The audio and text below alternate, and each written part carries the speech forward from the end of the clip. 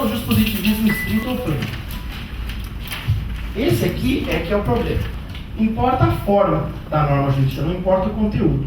Quem foram os pais do positivismo estrito? Hans Kelsen, com a sua teoria pura do direito, que era o direito versus a ciência do direito. Seus discípulos mais famosos é o Bob, Alf Rose e o Herbert Hart. O Kelsen, com esse livro, nós vamos falar dele já, teoria pura do direito, pegou o direito e falou assim, ele está acima de tudo. Nós vamos ver como isso aconteceu. Esse é o Kelsen. Ele nasceu em Praga, ainda no Império Austro-Húngaro, mas ele se naturalizou americano. Foi jurista e filósofo. Ele era inimigo do Carl Schmitt, que nós vamos ver mais pra frente. Inimigo ideológico. Eles debateram bastante várias questões. O livro mais importante dele, tem outros bons, mas o livro que nós vamos trabalhar agora é esse aqui, Teoria Pura do Direito. É de 34 esse livro. O que ele faz nesse livro? O direito, para ele, há relações com os demais fenômenos sociais. O que é a ciência do direito? Ela é independente pura. Ele separou o direito como ciência para fazer uma análise. Ele falou, vamos analisar o direito. Então, pegou o direito no meio das relações todas, né, sociais e tal. Então, vamos analisar o direito como cientistas. Só que os juristas esqueceram de devolver o direito para lá. O direito ficou aqui, ó, separado. Então, chega ao ponto de você pegar o Código Civil, os pontos aqui você deve ter visto, está lá que o juiz ele pode julgar, inclusive, contra as provas. Eu tenho o livre convencimento, isso é o princípio do livre convencimento do juiz. Ele pode, inclusive, julgar contra as provas, desde que ele fundamente, ele pode julgar contra. Agora eu coloco a seguinte questão para vocês, uma ação no qual tem um perito médico, por exemplo, tem assistente médico, ou seja, é feita uma grande perícia médica, mas o juiz não quer reconhecer, por exemplo, um exame de DNA. Se ele quiser dar uma sentença contrária dele, ele pode, porque ele não é obrigado. Isso significa que quem é que conhece o direito? É o juiz. Quem conhece a medicina neste caso? É um perito. Ele não é obrigado a aceitar. Por quê? Porque o direito está acima de tudo. O direito está acima da medicina, da engenharia, da física, da filosofia, de tudo. Vamos ver aqui que o nosso querido Kelsen fala. A teoria pura do direito é uma teoria do direito positivo. Do direito positivo em geral, não de uma ordem jurídica especial. É a teoria geral do direito, não interpretação de particulares normas jurídicas, nacionais ou internacionais. Contudo, fornece uma teoria de interpretação. Como teoria, quer única e exclusivamente conhecer o seu próprio objeto. Procura responder a essa questão, o que é e como é o direito. Mas já não importa a questão de saber como deve ser o direito, ou como deve ser ele feito. É ciência jurídica, não política do direito. De um modo inteiramente acrítico, a jurisprudência tem se confundido com a psicologia e a sociologia, com a ética e a teoria política. Esta confusão pode, porventura, explicar-se pelo fato dessas ciências se referirem a objetos que, indubitavelmente, têm uma estreita conexão com o direito. Quando a teoria pura compreende delimitar o conhecimento do direito em face dessas disciplinas, falo não por ignorar, ou muito menos por negar essa conexão, mas porque intenta evitar um sincretismo metodológico que obscurece a essência da ciência jurídica e dilui os limites que lhes são impostos pela natureza do seu objeto. Ou seja, você não olha a questão social.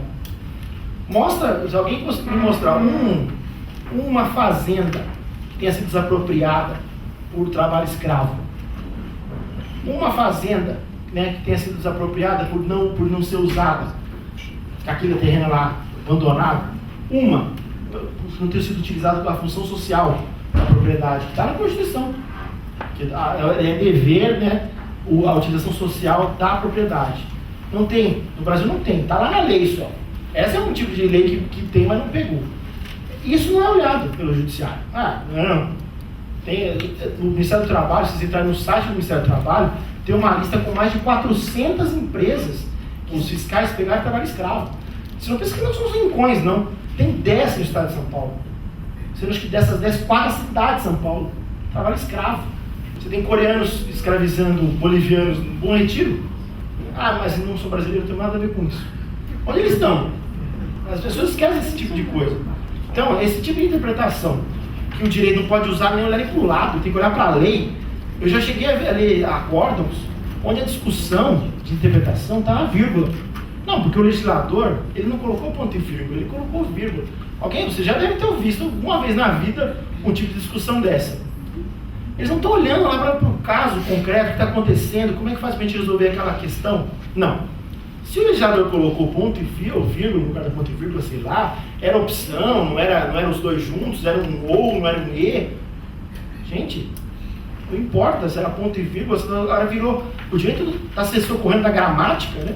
Mas não pode ir além disso. Que é a diferença de vírgula e ponto e vírgula. E muitas das discussões jurídicas ficam nessa discussão. Quando a si própria se designa como pura teoria do direito, isso significa que ela se propõe garantir o conhecimento apenas dirigido ao direito, e excluir deste conhecimento tudo quanto não pertence ao seu objeto, tudo quanto se possa rigorosamente determinar como direito. Quer isto dizer que ela pretende libertar a ciência jurídica de todos os elementos que lhe são estranhos. Este é o seu princípio metodológico fundamental. Olha que página que está escrito isso. Eu tenho certeza. O problema não é o que eles escreveram. O problema é como eles são interpretados. Eu tenho um voto de confiança que quando o Kelsen escreveu isso, ele não estava falando que o direito era superior e tinha que ser, não podia ter interferência. Era para o estudo que ele estava fazendo do direito como ciência. O problema é que como isso foi reproduzido depois. O direito é superior.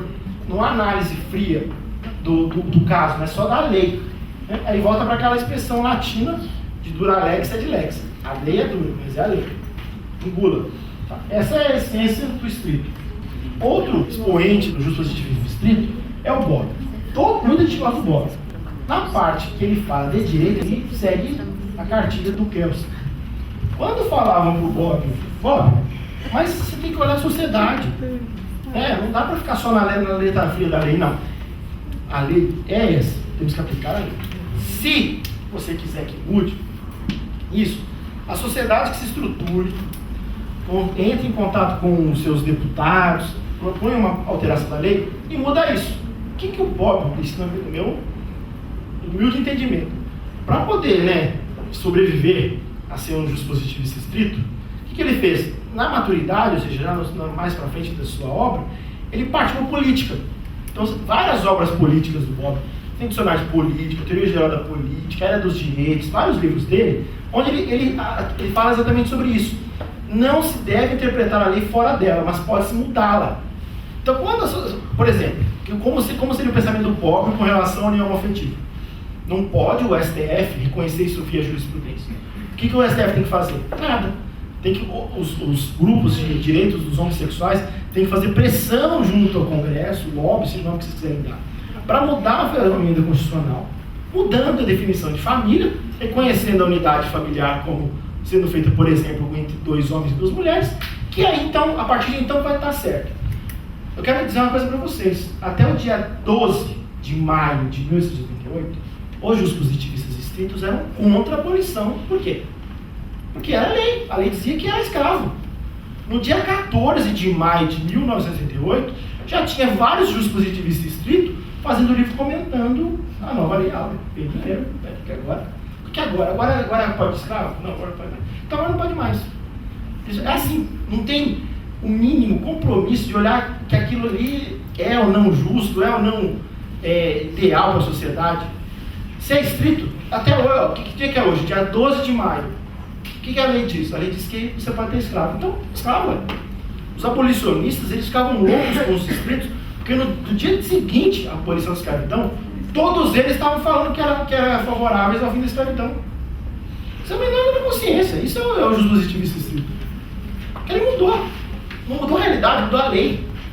Se tivesse uma lei dizendo que agora pode estacionar discos voadores às quartas-feiras na Praça Charles Miller, beleza, ele vai ter um livro falando dos comentários da lei que permite estacionar disco voador na Praça Charles Miller, porque tem uma lei, eles não vão nem olhar o seu conteúdo, eles olham a forma. Foi uma lei votada no Congresso? Foi. Ela foi publicada no Diário Oficial? Foi. Está vigente? Já está naquele período que já está na vigência? Está, então está valendo. A gente não está aprovado, não vou falar que não tem, não está aprovado que não se tem ou não discos voadores, mas se houver, eles poderiam estacionar na Praça Charles Miller às sextas-feiras. Faz o menor sentido.